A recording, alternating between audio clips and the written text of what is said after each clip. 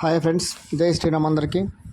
మహారాష్ట్రలోని నాసిక్ త్రయంబకేశ్వర్ బ్రహ్మగిరి పర్వతం బ్రహ్మదేవుడు తపస్సు చేసిన ప్రదేశం మరియు గోదావరి యొక్క జన్మస్థానం. ఈ యొక్క గోదావరి జన్మస్థానానికి వెళ్ళాలంటే కొన్ని వేల అడుగుల ఎత్తులో ఉంటుందండి. ఇక్కడ గంగామాత పైన పుట్టిన గోదావరి ఇక్కడ కిందికి వచ్చి కింద నుంచి అనేక ప్రాంతాలకి వెళ్తూ ఉంటుంది. మరియు ఈ కొండపైన కొన్ని ముఖ్యమైన ఆలయాలు కూడా ఉన్నాయి. పరమేశ్వరుడు తాండవం ఆడేటప్పుడు ఏర్పడిన మోకాలి గుర్తు, పరమేశ్వరుడు నుండి జటాజుడు నుండి ఉద్భవించిన గోదావరి యొక్క ప్రదేశం. ఇక్కడ అహల్యాదేవి మరియు గౌతమ మహర్షి తపస్సు చేసిన ప్రదేశం అండి. ఇక్కడ అష్టోత్తర శివలింగాలు మరియు శేషనాగు ఉంటుంది.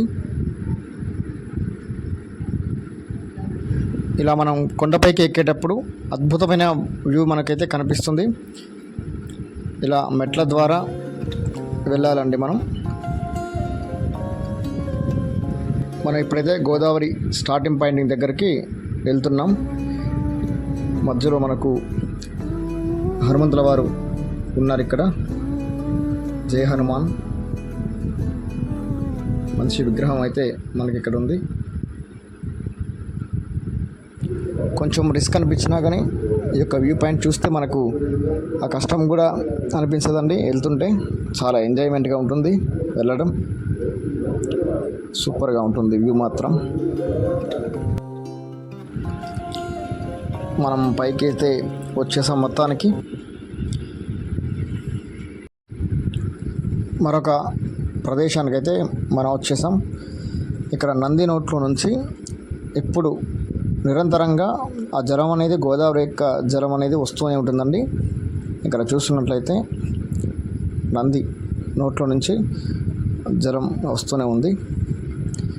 మరియు ఇక్కడ దేవాలయం కూడా ఉంది. శివుడి యొక్క దేవాలయం, బ్రహ్మ విష్ణు మహేశ్వరులు త్రయంబకేశ్వరులు. ఇక్కడ చూసుకున్నట్లయితే ఒకే పానిమట్టంలో 3 శివలింగాలు ఉంటాయండి. చూడండి, బ్రహ్మ విష్ణు మహేశ్వరులు, అందుకే త్రయంబకేశ్వరులు అంటారు.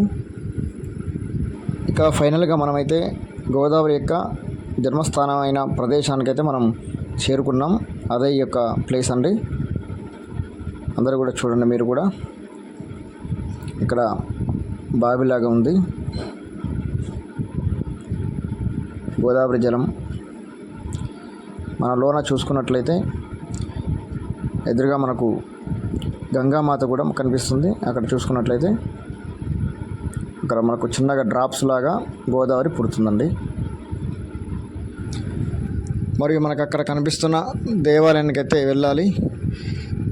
ఇప్పుడు అక్కడికి మనం వెళ్తున్నామండి.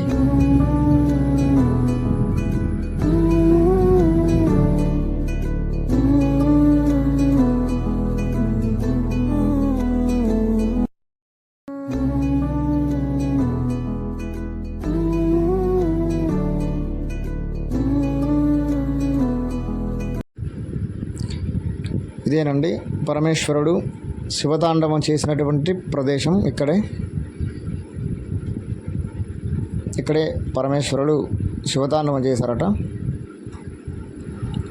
ఇక్కడ శివలింగం అయితే ఉంది. శివలింగం మరియు పరమేశ్వరుడు యొక్క మోకాలి గుర్తు. శివతాండవం చేసేటప్పుడు పరమేశ్వరుడు యొక్క మోకాలి గుర్తు అండి. మరొక శివలింగం అయితే ఇక్కడ ఉంది.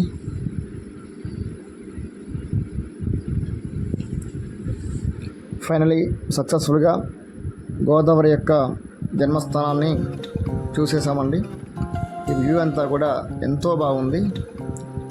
మీరు కూడా వీలైతే ఈ యొక్క నాసిక్ త్రయంబకేశ్వరు గోదావరి యొక్క జన్మస్థానానికి చూస్తారని అనుకుంటున్నాం. జై శ్రీరామ్ అందరికీ. ఓం నమః శివాయ.